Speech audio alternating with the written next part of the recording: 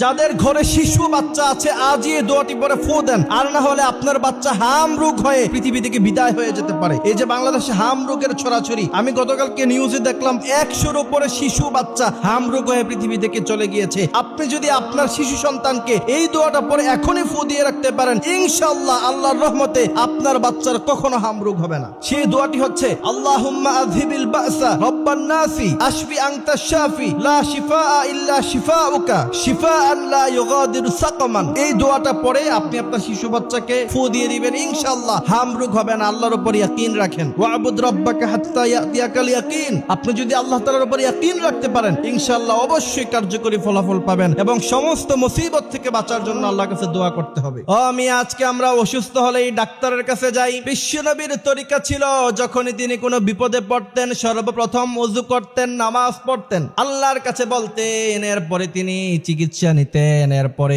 সমাধানের জন্য তিনি কাজ করতেন। আবার বিশ্বনবীর সাহাবারা অসুস্থ হলে সর্বপ্রথম 2 রাকাত নামাজ পড়তেন, এরপরে দোয়া দুরূদ পড়তেন, তারপরে চিকিৎসা নিতেন। আর আমরা যখন অসুস্থ হই অথবা কোনো অসুস্থতা আমাদের মধ্যে আসে, সর্বপ্রথম আমরা আগে হসপিটালে যাই, আগে আমরা আইসিইউতে নেই, এরপরে নামাজ কালাম। কিন্তু বিশ্বনবী শিখালেন আগে নামাজ পড়ো, তারপরে হসপিটালে যাও। আবার রব্বুল আলামিন বলেন, ওয়ামা আতাকুমুর রাসূলু ফাখুযুহু ওয়ামা নাহাকুম আনহু ফান্তাহু।